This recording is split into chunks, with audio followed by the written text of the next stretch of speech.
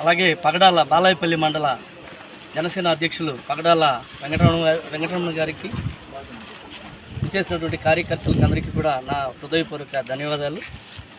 అలాగే పవన్ కళ్యాణ్ గారు ఈరోజు ఒక మంచి ఉద్దేశంతో ఎన్డీఏ కూటమిలో చేరి అలాగే టీడీపీ బీజేపీ జనసేన యొక్క విజయానికి కృషి చేశారు. ఈరోజు బాలాయపల్లి మండలంలో ఉన్నటువంటి కార్యకర్తలందరూ కూడా ఈ కార్యక్రమానికి చేయడం చాలా సంతోషకరంగా ఉంది.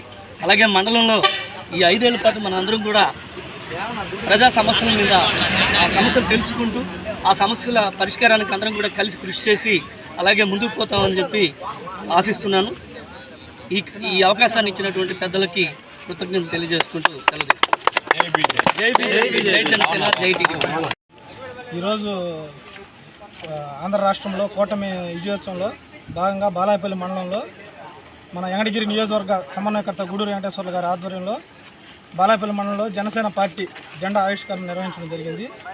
ఈరోజు బాలాయపల్లి మండలంలోని అన్ని గ్రామాల నుండి జనసేన నాయకులు, కార్యకర్తలు, అభిమానులు అట్లాగే టీడీపీ బీజేపీ నాయకులు పాల్గొనడం జరిగింది.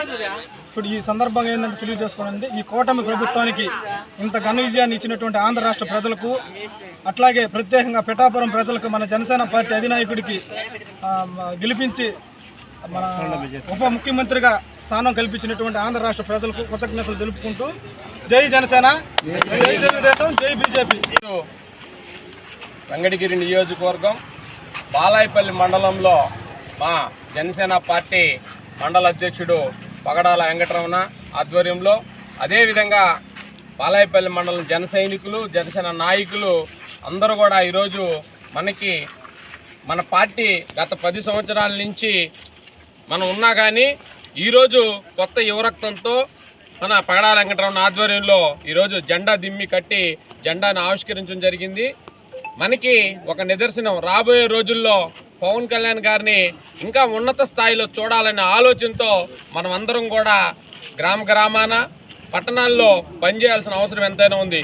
ఈరోజు రాష్ట్ర ప్రభుత్వం ప్రజల కోసం, బడుగు బలహీన వర్గాల కోసం చంద్రబాబు గారు కొద్దిగా తగ్గినా కానీ పవన్ కళ్యాణ్ గారు మనకు అన్ని సీట్లో పోటీ చేసే అవకాశం ఉన్నా కానీ ఒక ఎన్డీఏ కూటమిని ఏర్పాటు చేసి జగన్మోహన్ రెడ్డిని అతల పాతాళానికి తొక్కేయాలని ఒక ఆలోచనతో ఈరోజు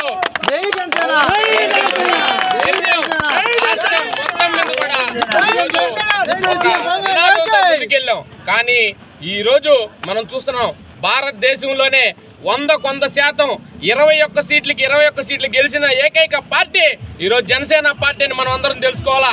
రాబోయే రోజుల్లో జగన్మోహన్ రెడ్డి చెప్పినట్టు 175 మనం గెలిచి చూపిస్తామని